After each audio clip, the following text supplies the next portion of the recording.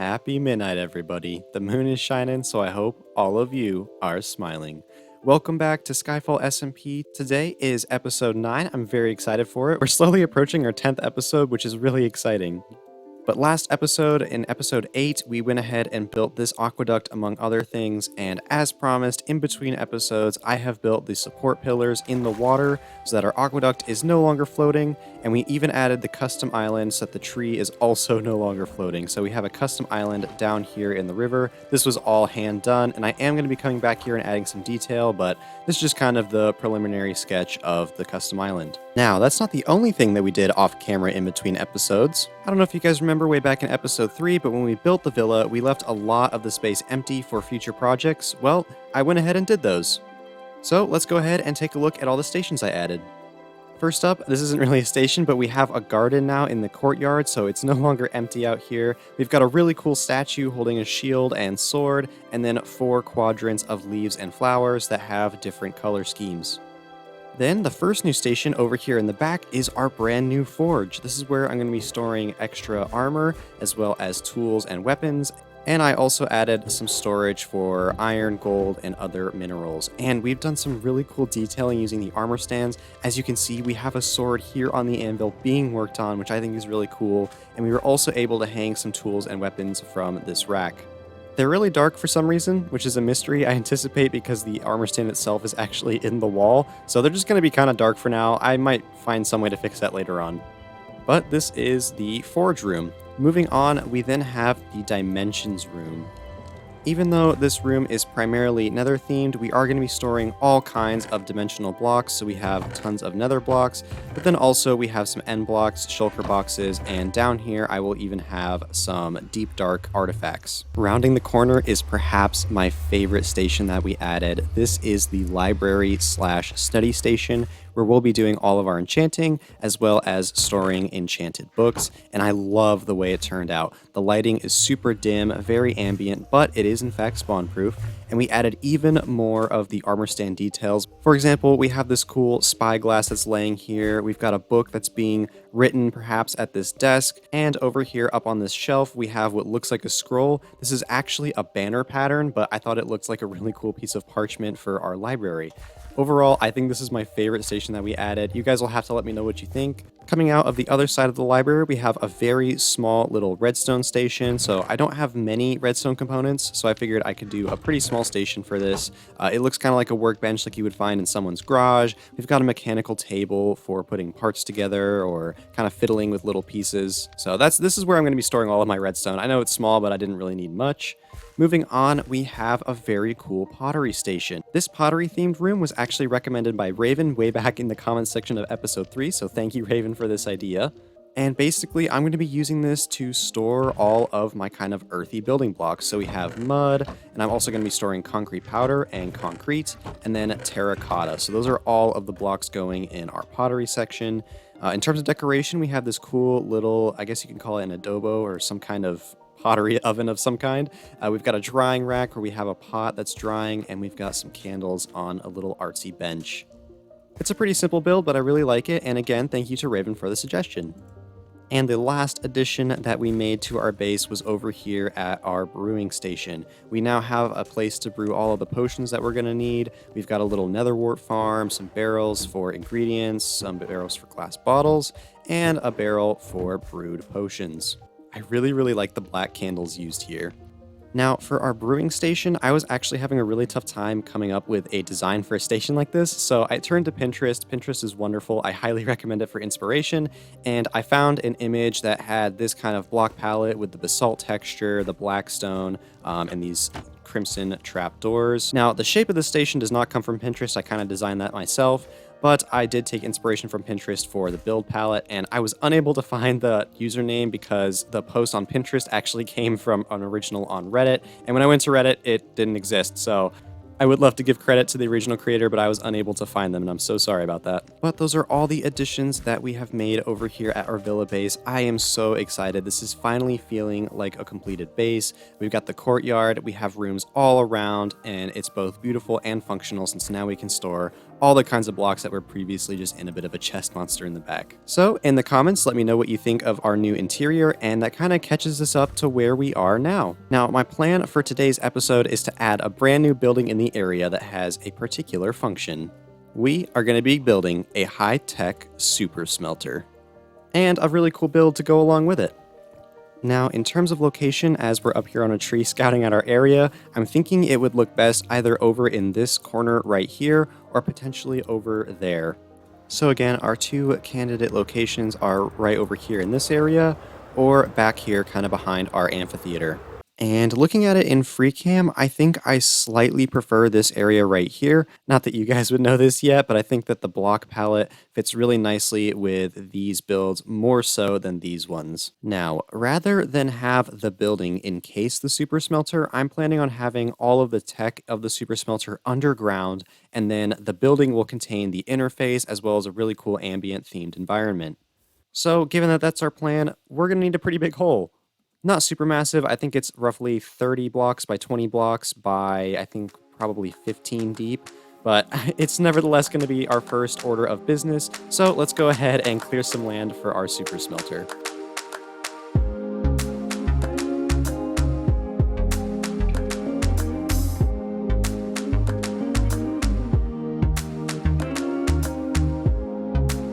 And just like that, we have a big hole that all of our super smelter redstone can go into. Let's go ahead and talk design for a minute. So I have designed a triple furnace array super smelter that's going to be going in this hole. Basically, we're going to have 3 individual arrays. One is going to be regular furnaces, then we'll have blast furnaces, and then smokers. This means that we can smelt all items at the fastest they can possibly be smelted. So for example, if we want to smelt a ton of ores, we can send them down to the blast furnace array. Now, how we're going to pull this off is that up in the building up above, we're going to have a control panel or some sort of user interface. And from there, we can select which of the furnace arrays we want to send the items through. And I'm warning you guys ahead of time, the redstone for this is not very pretty at all. Don't get me wrong, it's functional, it works really, really well. But yeah, it's going to be a big mess down here by the time we're done with it. Alright, I have now gathered up all the resources we're going to need for this build. As you can see, it's quite a lot, especially in the redstone department. These hoppers, these were not cheap, but we managed, we pulled it all together. I say we get building our super smelter. Let's hit a time lapse.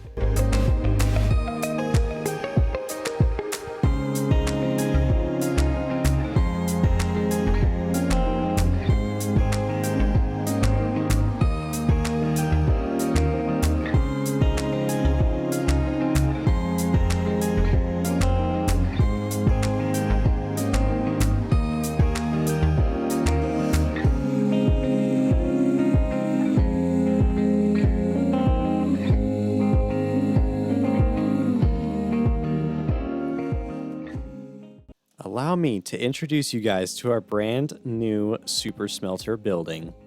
I'm quite pleased with how it turned out. Obviously, we are drawing heavily from Greek architecture, in particular the Parthenon, which is in the Acropolis in Athens, Greece. Ours is obviously a bit different. For example, our frieze is much less detailed than the one on the Parthenon. What I've gone for here is kind of a sun side where we have this circular centerpiece, but then over here on the other side, we have, I guess you could say, a moon side, where we have this kind of crescent shape underneath the center andesite block.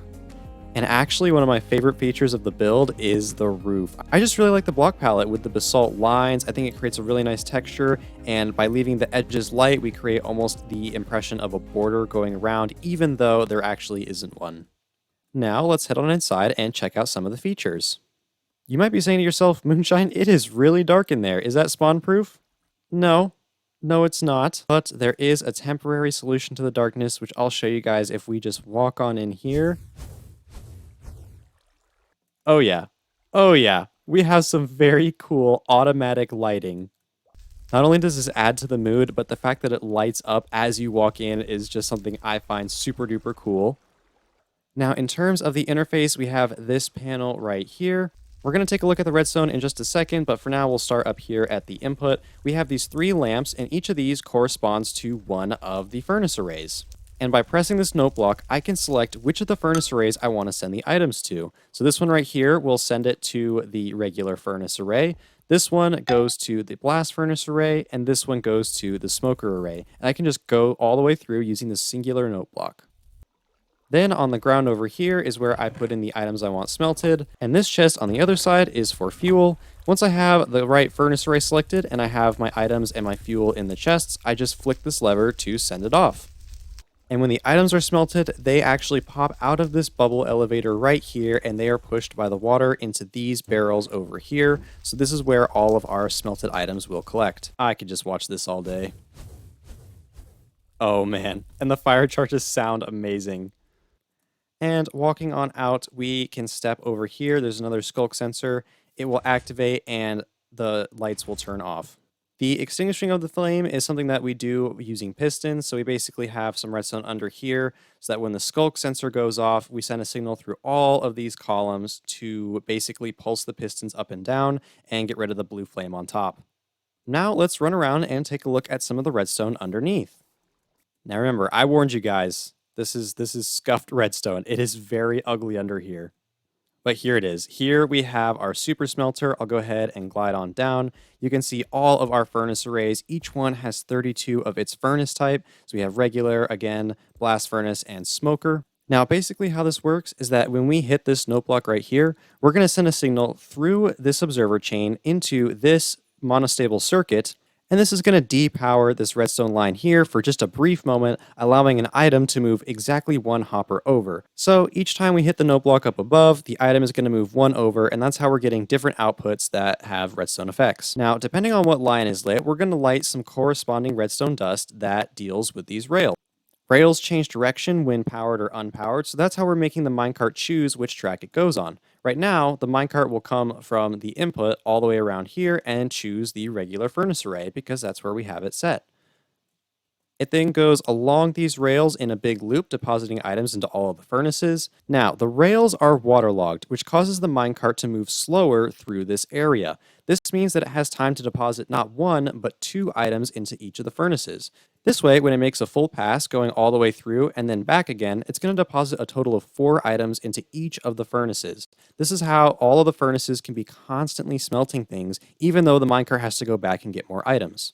Now, adjacent to this rail system, we have a second rail system that just loops in and out. This is the fuel rail system. I didn't do anything fancy for fuel depositing. We're just going to deposit fuel in all of the furnace arrays evenly. But yeah, the second minecart will just run through here and deposit fuel into all of the furnaces. When the items are done being smelted, they are pulled out of the furnaces by these hoppers, and this is just one big hopper line that all leads into this dropper. So no matter what furnace array we have running, all the items are eventually going to flow into this dropper.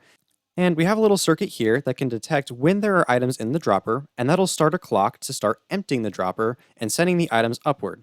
Eventually, they'll just flow into this water stream, come along this way, and then they will arrive at our collection system that I showed you guys earlier. So that's pretty much how my new super smelter works. I know it's a little bit complicated, but hopefully I was able to explain myself well and you guys can follow along somewhat with how I'm making all of this happen.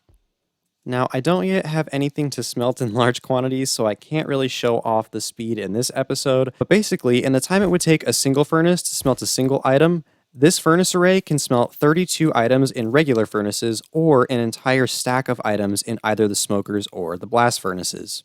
That's pretty wicked fast. But I mean, come on. This is obviously the greatest feature of the haul. Oh man, that is so satisfying. Ignore him. So let me know what you guys think of our brand new super smelter. But while we were working on it, Stam actually contacted me and asked if I would want to help him build a wither rose farm in the end. And since Stam is such a wonderful friend of mine, I agreed. So we're going to go help Stam build a wither rose farm. Go ahead and check in this box. There's some extra resources in there for you. Oh, wait, is this armor for me? Yes, yes. Oh, I need this. Yeah. Look at this garbage. Yeah, to be honest, I was just like embarrassed to be around someone as poor as you, so I thought I can't do this thing unless I'm kidding. I joke, I just joke. All right, let's see it. Here. Look at that. Silver gave you unlucky flint. Yep. Wow, that's hilarious.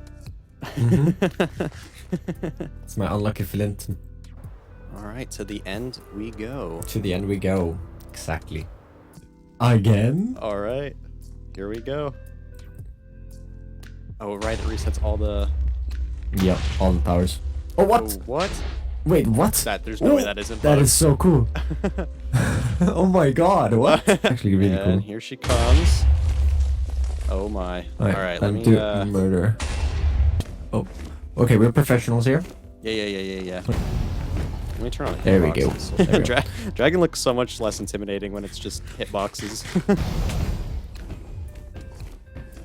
Nasty beasts. What? Oh. Oh, Sag. moon. Oh, no. Moon. You're gonna get my... Not mine, but like the achievement while I'm dead. Yes, I'm getting this achievement. I feel like it did most of the work though. Yeah. I have brought dirt as my scaffolding. Okay, okay, that works. That works. I know it's kind of that works. budget, but It's fine. all right. I just need to Is he in? fix it. Oh no, he dropped down. No. Is he aggroed on me? Wait. Oh, he's back. He's back. Good. All right, but minecart. Minecart. No, you pushed it the wrong way completely. Where's This Matthew? isn't going well. Where's Matthew? Matthew's up there. He Come on, almost Matthew. killed me. Matthew, come on. Alright, Matthew, get in the minecart.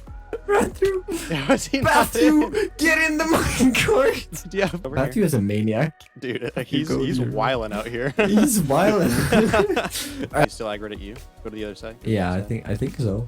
Keep him over there. Come on, Matthew, man. Work with me here.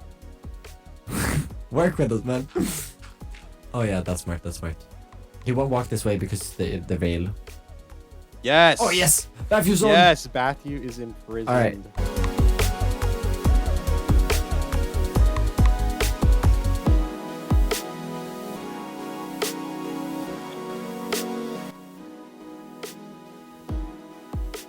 Ah, hello. Yes. I'm ready. Count me down, Stam. Okay. All right. 3, 2, 1, go. That Okay, worked. you gotta calm down. Yeah, I'm calm. I'm calm. No, the wither's gotta calm down. Oh, Not you. okay.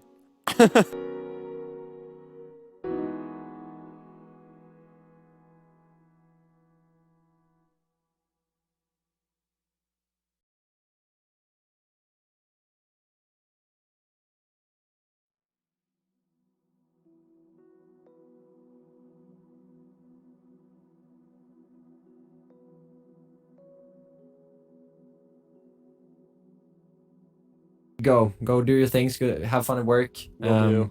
I know that's not that fun to say. I'm gonna find a portal and I'll send you the coordinates to it. Yeah, go for it. But yeah, thanks so much for inviting me in on this. It was a blast. It was a delight. Yeah. Appreciate It it. was fun having you. And yeah, thanks for the help. I'm glad it's working. And Absolutely. yeah, it's working. We did it, Berko. We succeeded. I'm gonna do this in my Let's work world go. now at some point. You All want to right, post for a selfie? goodbye, moon. Or, Oh yeah. yeah, hold on. Mhm, Oh yeah. mhm. With the flint. Yeah, the unlucky and lucky flint. Well, that was quite the adventure. There were a lot of twists and turns along the way, but now Stam and I have a Wither Rose farm, which is awesome. You guys should definitely go on over to Stam's channel and subscribe because he's just an awesome content creator.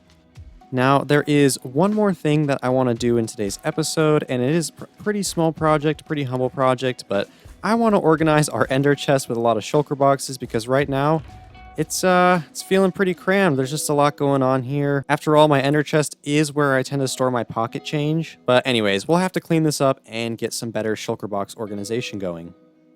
Now, I'm thinking I want 24 shulker boxes in my ender chest because this will leave 3 slots available for other items that we would want even quicker access to.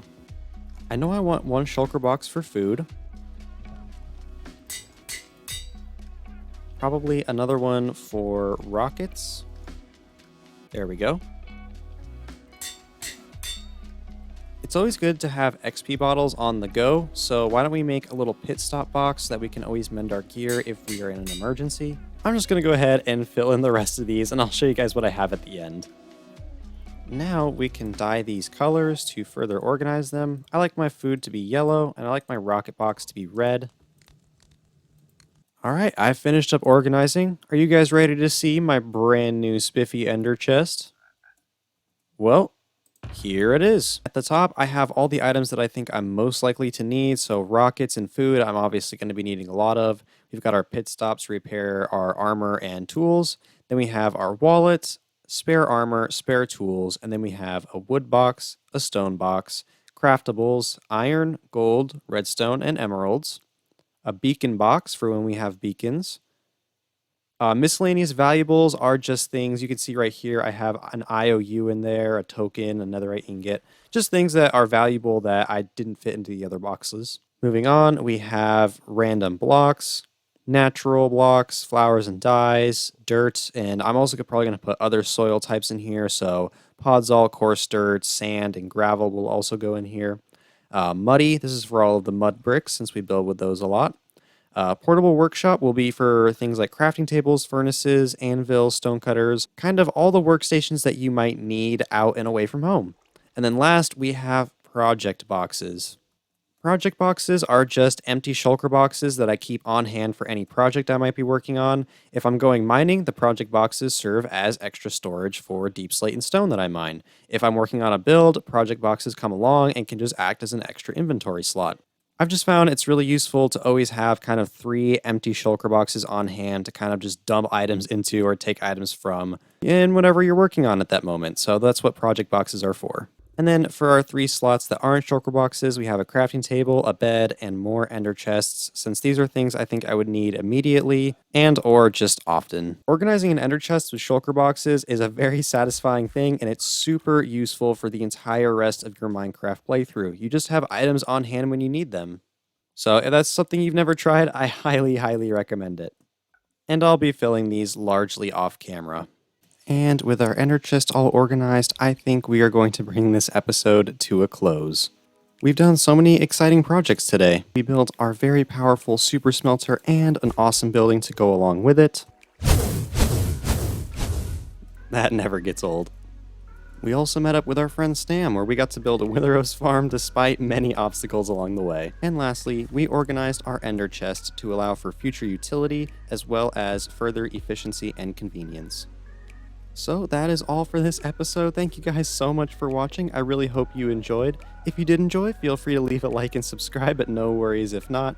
As always, I have more exciting plans for future videos. In fact, next episode, we are going to be undertaking the massive project of building a wither skeleton farm. Yeah, next video might not be out for a while because that's going to be quite a grind, but do be looking forward to that. I'll see you guys in the next episode, and as always, until then, shine on, little stars, shine on.